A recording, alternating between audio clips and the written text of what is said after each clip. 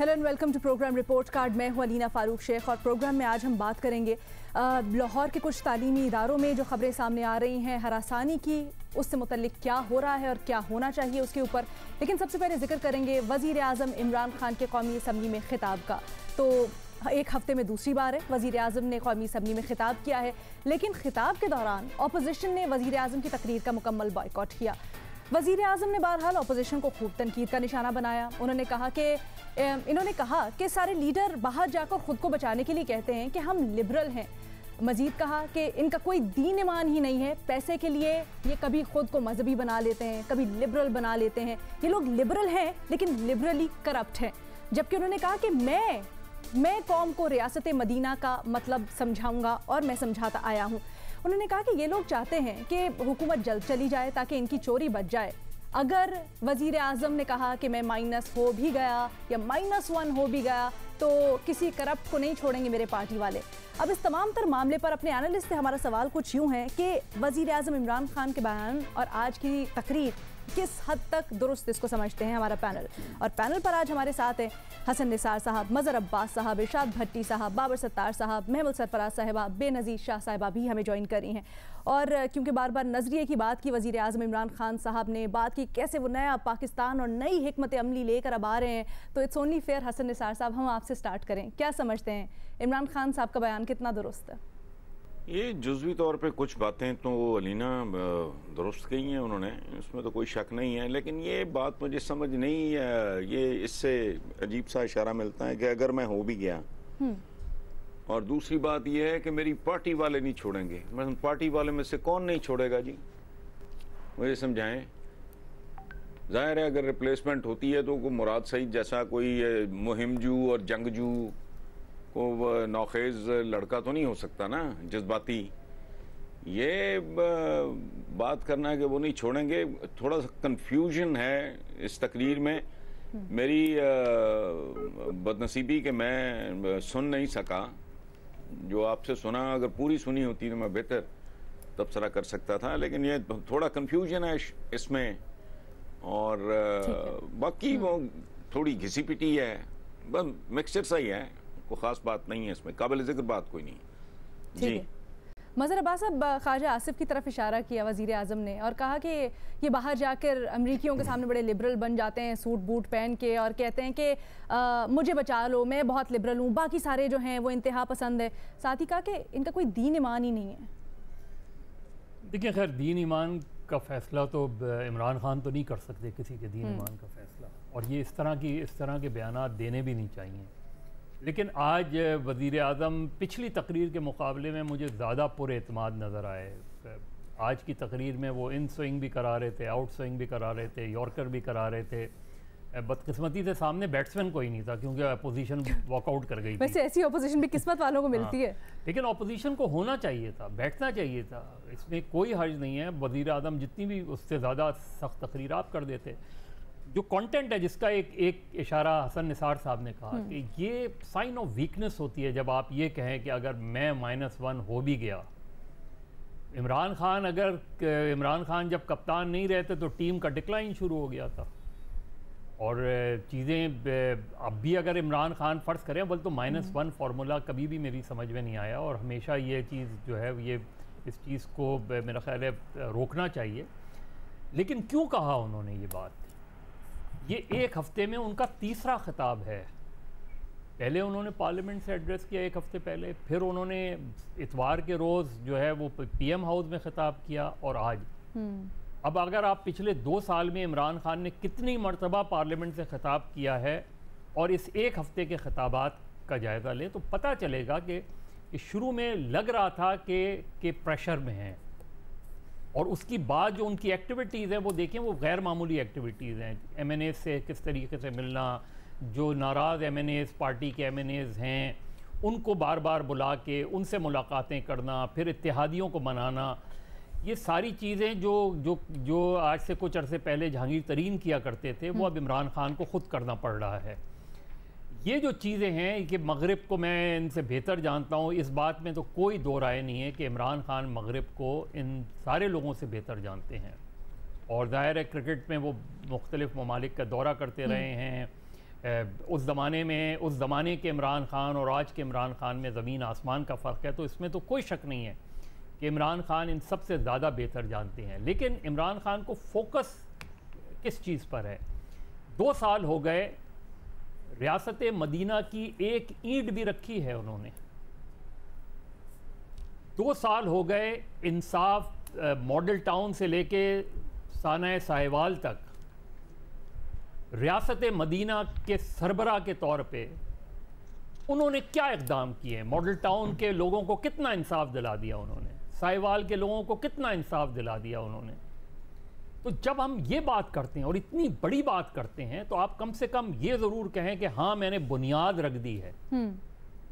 मुझे तो वो बुनियाद ही नज़र नहीं आती कि आपने कोई बुनियाद रखी। आपने सिवाय एलिगेशंस एंड एलिगेशंस कोई रिफॉर्म्स किए आपने? अच्छा मैं साहब, ये तो एक पहलू हो गया, लेकिन अगर माशी पहलू को देखें तो वज़ीर आज़म ने आज नया प्लान पेश किया। उन्होंने कहा है जी हम जो खसारे में इदारे हैं उनको लेके आगे चलेंगे और तब्दीलियां लाने जा रहे हैं बड़ी बड़ी। बाबर सत्तार साहब से पूछे ज़रा। ये मैं सिर्फ इतना बता दूं कि ये सारी चीज़ें 2018 से पहले इनके प्लान का हिस्सा थी। हमने सब तैयारी कर ली है, हमारी टीमों ने हर चीज तैयार कर ली है। वो कहते हैं ना कि आज 2 साल बाद दोबारा यही बात कह रहे हैं। वो कहते हैं ना 2 साल हम जरा सही कर रहे थे मामलात जो पिछली हुकूमतों ने खराब किए थे, अब एग्जीक्यूशन का वक्त है। बाबर साहब, जो 2 साल में नहीं हुआ अब एग्जीक्यूशन का वक्त है, तो आगे कैसे देख रहे हैं आप? हो पाएगा ये नया प्लान? देखिए, कोई स्टेज ऐसी आती है जब आपको तकरीरों से आगे जाना पड़ता है। यानी ये तकरीरें अच्छी लगती हैं जब आप इलेक्शन कैंपेन रन कर रहे होते हैं, आप लोगों को कहते हैं कि ये हमारा प्लान है, हम ये करेंगे। उसके बाद आप हुकूमत में आ जाते हैं, फिर आपका काम बातें करना बंद करने का वक्त होता है और काम करने का वक्त होता है। तो वो तो आपको नहीं नजर आया, अभी भी बातें ही चल रही हैं, बेशक इमरान खान हो, बेशक पीटीआई के बाकी लीडरान हो। और फिर वो बचपन में हम स्कूल में एक दूसरे के साथ मजाक करते थे, तो वो अगर कोई ऐसी बात करता था ना, बुरी बात, तो वो बच्चे एक दूसरे को कहते थे कि जो कहता है वो होता है, एक मजाक होता था। तो इमरान खान साहब जिस तरह की गुफ्तगू फरमाते हैं, यानी किस लेवल की हिपोक्रेसी है इसके अंदर। यानी उन्होंने बिल्कुल ठीक कहा कि कभी लिबरल बन जाते हैं, कभी ये एक्सट्रीमिस्ट बन जाते हैं, डिपेंडिंग ऑन कि कौन सामने मौजूद है।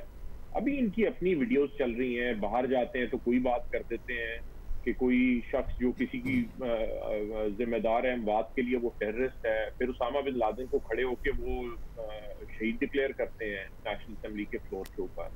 फिर एक इमरान खान साहब की एक अपनी पूरी तारीख है। देखिए, एक लीडर को इसलिए लेके आना कि आपको लगे कि उसके ऊपर कोई पर्सनल इल्जाम नहीं है करप्शन का, और वो उसकी एक पब्लिक लाइफ के अंदर, फिलैंथ्रोपी के अंदर एक साफ सुथरी रेपुटेशन है, और इस उम्मीद के ऊपर कि वो अच्छे लोगों को जमा करके लेके आएगा, मुल्क के हालात बदलेगा, ये एक चीज है। लेकिन क्या उनकी पर्सनल मोरालिटी को इंस्पायरिंग है इस मुल्क में कि वो मदीना की रियासत की बात करें और अपने पर्सनल कॉन्डक्ट की बात करें? जब से ब्राउन साहब के मजमून इन्होंने लिखने शुरू किए थे और इनकी पर्सनल लाइफ क्या थी वो हमारे सामने है, इनकी फैमिली लाइफ हमारे सामने है, जिस तरह इन्होंने अपने इर्द गिर्द वालों के हकूक पूरे किए वो हमारे सामने। यानी पब्लिकली इस चीज के ऊपर बात करने का आपका दिल नहीं करता, लेकिन एक लीडर मदीना की रियासत की बात करे, अपने आप को उस लेवल के ऊपर ला के खड़ा करे, तो देखें तो सही कि आपके अपने हालात क्या हैं। और वो चीजें खत्म नहीं हुई। यानी मदीना की रियासत का मजाक बना के रख दिया हमने पाकिस्तान के अंदर। यानी ये कंट्रीब्यूशन है खाली इमरान खान साहब की कि आप जीयर करते हैं इस वक्त। आप को मदीना की रियासत की कोई बात करे तो आप कहते हैं ये यानी मजाक बन गया उस चीज। तो कुछ करिए तो सही। अब आपके पास हुकूमत रही है, आपके पास आज हुकूमत है, कहीं तो नजर आए, बेशक वो आपकी जॉब्स हो, बेशक वो कोई किसी लेवल की सोशल सिक्योरिटी हो, बेशक वो वल्नरेबल लोगों का ख्याल रखना हो, कहीं से तो नजर आए कि कोई ऐसी चीज है यहाँ पे हो रही है जो पॉजिटिव की तरफ जा रही है।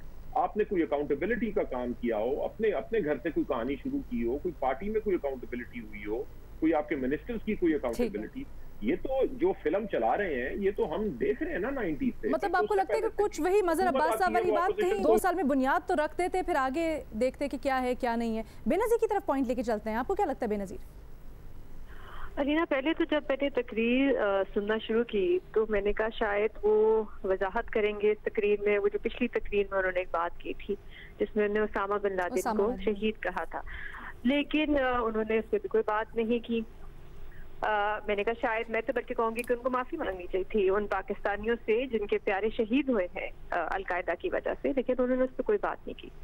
फिर उन्होंने कंटेनर की सियासत का मजाक भी उड़ा दिया और मुशर्रफ के दौर की तारीफ भी कर दी। मतलब इस पे अब मैं क्या रिएक्शन दे सकती हूँ? इस पे तो रिएक्शन ना दो तो मेरे ख्याल से बेहतर है।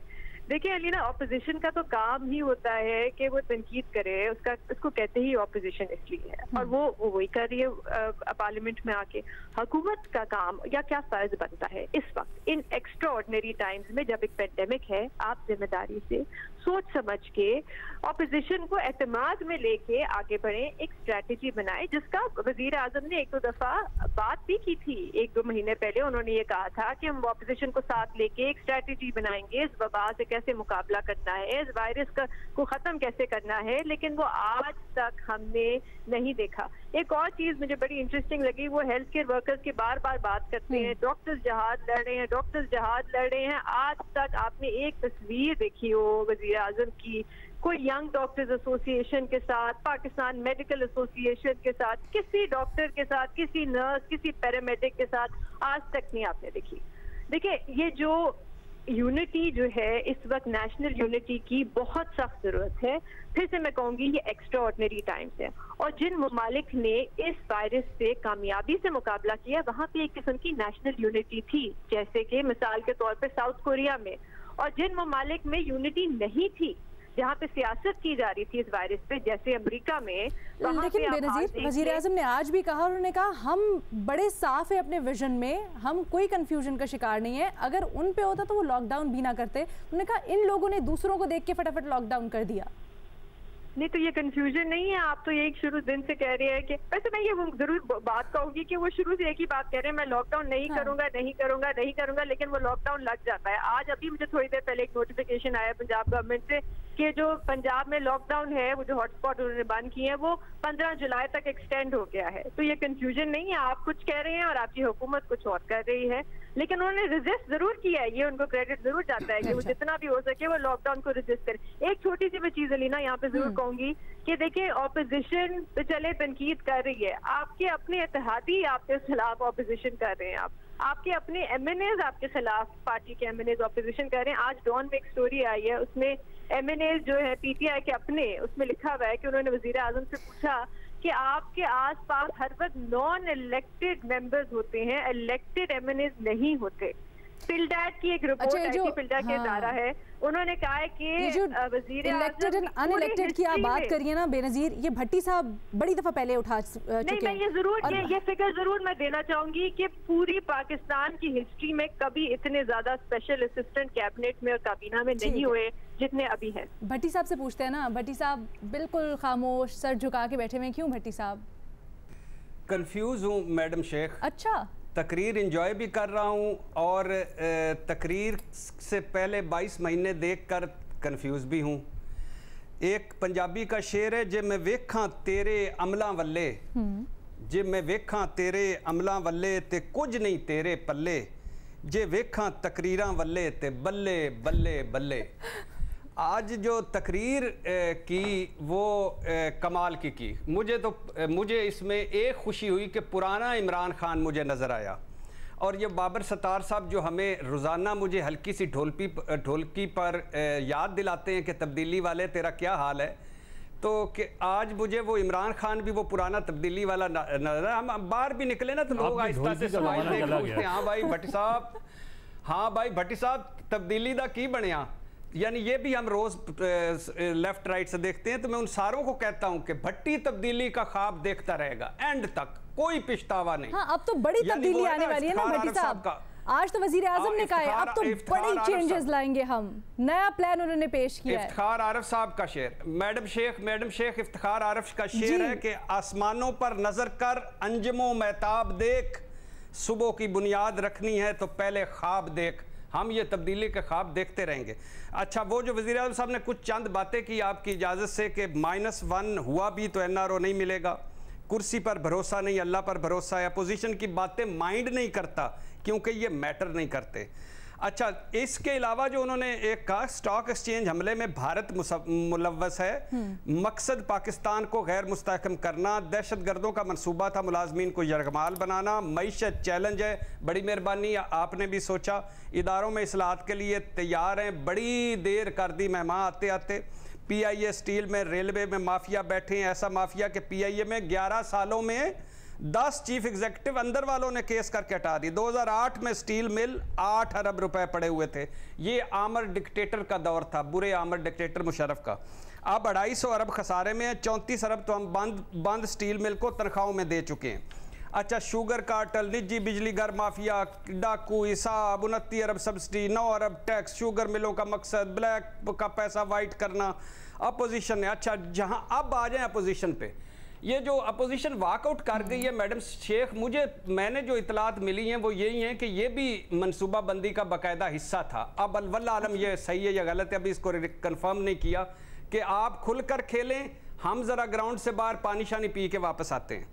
बहरहाल अल्लाह बेहतर करे। इसमें अच्छा, क्या मनसूबा बंदी भट्टी साहब, वो तो महाज बल्कि बना रहे हैं इनके खिलाफ, कह रहे हैं हम छुरियां कांटे तेज करके अब पीछे जाने लगे हैं। मैच ऐसे ही फिक्स होता है मैडम शेख। इस मुल्क की बदकिस्मती देखिए कि एक तरफ कातल MQM, पंजाब का सबसे बड़ा डाकू काफ लीग, वो इमरान खान तब्दीली के साथ हैं, दूसरी तरफ भुट्टो और जिया साहब इकट्ठे हुए हैं। चलो अल्लाह खैर करे। अच्छा, इन अपोजिशन वालों ने जितना मुल्क को नुकसान पहुंचाया किसी और ने नहीं पहुंचाया। ये लिबरली करप्ट हमारी अखलाकियात तबाह कर दी। यहाँ मुझे वो हसन निसार साहब लगे थे, अच्छे बुरे की तमीज़ ख़त्म कर दी। अमेरिका में जाकर लिबरल बन जाते हैं, यहाँ आकर दीनी हो जाते हैं। इनकी बातें मैं माइंड नहीं करता। वही अच्छा, वर्स्ट टाइम है बेस्ट टाइम बनाना है बिलाश। अच्छा, आगे उन्होंने फिर वही जो हम बात की रियासत मदीना की और एक दीन ईमान की, ये दो बातें जो है, रियासत मदीना बहुत मुकद्दस है, दीन ईमान पे किसी पे हमला नहीं करना चाहिए, ये मुझे दुख हुआ। लेकिन तमाम तर कमियों, कोताहियों, नालायकियों, यू टर्न्स के बावजूद आज मैडम स्पीकर मैं इमरान खान के साथ हूँ। मुझे बड़ी अच्छी तकरीर लगी है। कम अज कम बोला तो ठीक है यार, आज तो हमारा वो कंटेनर वाला बाबू नजर आया। कदम बढ़ाओ इमरान खान, हम तुम्हारे साथ हैं। पाकिस्तान आप वापस कंटेनर में भेजना चाह रहे हैं क्या? मजर साहब ना करें, बुजदार साहब पे फोकस करें। अच्छा, महमल भट्टी साहब तो बड़े खुश है, इमरान खान की पिछली वाली तकरीरों की यादें ताज़ा की उन्होंने, कहते हैं पुराने वाले इमरान खान लगे। क्या आपको लगता है वही जो पुराना एजेंडा था वो दोबारा से रिवाइव कर पाएंगे इमरान खान? अब नया प्लान, नया पाकिस्तान? देखिए अलीना, बात यह है कि पुराने वाले इमरान खान तो वही वाले नजर आ रहे हैं ना जब वो वजीर आजम नहीं थे और अपोजिशन में थे, कंटेनर की सियासत करते थे। ये जो उन्होंने बातें की हैं, ये वजीर आजम के होते हुए तो उनको इस तरह की अटैक्स के लिए उनके और भी मिनिस्टर और लोग हैं जो एक सब करते भी और उनको करने दें। मतलब वजीर आजम साहब को खुद इस तरह की बात है कि वो आकर तो किसी का मजाक उड़ाएं, यानी मॉक करें, उनकी नकल लगाएं किसी एक लीडर की। फिर वो बात करने तो आए थे गवर्नेंस के ऊपर। एक तो जरा हमें खुशी भी होती है, चले वजीर आजम साहब असेंबली में आ गए, दूसरी बार आए, जिस तरह मदर साहब ने भी कहा कि एक हफ्ते में ये दूसरी बार आए हैं। लेकिन बात उन्होंने क्या किया, हम उनसे एक्सपेक्ट कर रहे थे कि वो हमें गवर्नेंस के ऊपर और बाकी चीजों के ऊपर, जिस तरह पिछली बार भी उन्होंने परफॉर्मेंस के ऊपर बात करने की कोशिश की, लेकिन क्योंकि वो नजर होगी उसामा बिन लादेन वाली कंट्रोवर्सी के उस पर, लेकिन अदरवाइज वो बात तो अपनी परफॉर्मेंस हुकूमत की देने थे। आप मुझे ये बता दें कि अगर ये हुकूमत बताए ब्यूरोक्रेटिक रिफॉर्म से क्या इनको अपोजिशन ने रोका, पुलिस रिफॉर्म से क्या इनको अपोजिशन की करप्शन ने रोका, जुडिशल रिफॉर्म से इन्हें किसने मना किया, क्या नवाज शरीफ या जरदारी साहब या किसी और ने इनको मना किया, सानिया साहिवाल पे कोई चीज नहीं हुई, कोई जस्टिस नहीं अभी तक मिला, तो क्या वो किसी और ने रोका, किसी और की हुकूमत थी। हेल्थ और एजुकेशन पर इनकी कितनी स्पेंडिंग है, उस पर भी आप फिर कह दें कि ऑपोजिशन ने, चलो उन्होंने अपने अदवार में नहीं चीजें की होंगी, आपने क्या किया? वो बता रहे हैं शुगर इंक्वायरी कमीशन का उन्होंने हवाला दिया कि हमने लेके आए सामने, और फिर उन्होंने ये भी बताया कि किस तरह से आसिफ अली जरदारी और नवाज शरीफ की उन्होंने सारी करप्शन पकड़ी, और नवाज शरीफ के तो बाहर जाने का हवाला भी दिया। ऑपोजिशन के ऊपर अगर ऑपोजिशन की करप्शन पकड़ने से, खैर अभी तक तो केसेस ही चल रहे हैं, अभी तक तो कुछ प्रूव हुआ नहीं, अगर वो उनकी करप्शन पकड़ने से कोई इनकी हुकूमत की परफॉर्मेंस बेहतर होगी हो तो मुझे जरा वो दिखा दें तो मैं मान। फिर ये बार बार -1 की बात इन्होंने, और जो कुछ लोग वैसे उस चीज को डिनाई भी किया है, कुछ पीटीआई के लीडर्स ने, कि ऐसी बात उन्होंने इत्तेहादियों से नहीं की, लेकिन इनके मेरे अलावा कोई ऑप्शन नहीं है। अगर तो आज उनको -1 की बात करने की क्या जरूरत थी? कहीं ना कहीं से प्रेशर है, कोई ना कोई बात हो रही है। ऑपोजिशन पे जिस तरह का उन्होंने अटैक किया और आज ये भी कहा है कि मेरे बगैर भी एनआर होगा और करप्शन नहीं हम होने देंगे, और ये सारी बात, यानी कि कहीं ना कहीं जो बातें, जो रूमर्स हम सुन रहे थे कि 6 महीने दे दिए गए हैं या कहा है 6 महीने के अंदर परफॉर्मेंस ठीक करे, या हो सकता है कोई एक -1 की बात चल रही हो, कहीं ना कहीं वो बातें खान साहब तक खुद भी पहुंची हैं, जिसका जवाब देने वाले थे। और आज उन्होंने सिर्फ और सिर्फ ऑपोजिशन के ऊपर अटैक किया है, और जिस किस्म का अटैक किया है, मेरे ख्याल में प्राइम मिनिस्टर उनको ये चीज नहीं करनी चाहिए, नहीं करनी चाहिए। ऑपोजिशन लीडर ये ठीक लगता है, वो जरूर करते container. As a prime minister आपको आज की तकरीर की और तनकीद की समझ नहीं आई है, ठीक है जी। हम यहाँ पर एक छोटी सी ब्रेक लेंगे, ब्रेक के बाद आके एक बहुत अहम इशू है जो हमने उठाना है और अपने तज्जियाकारों की राय जाननी है। Take a break.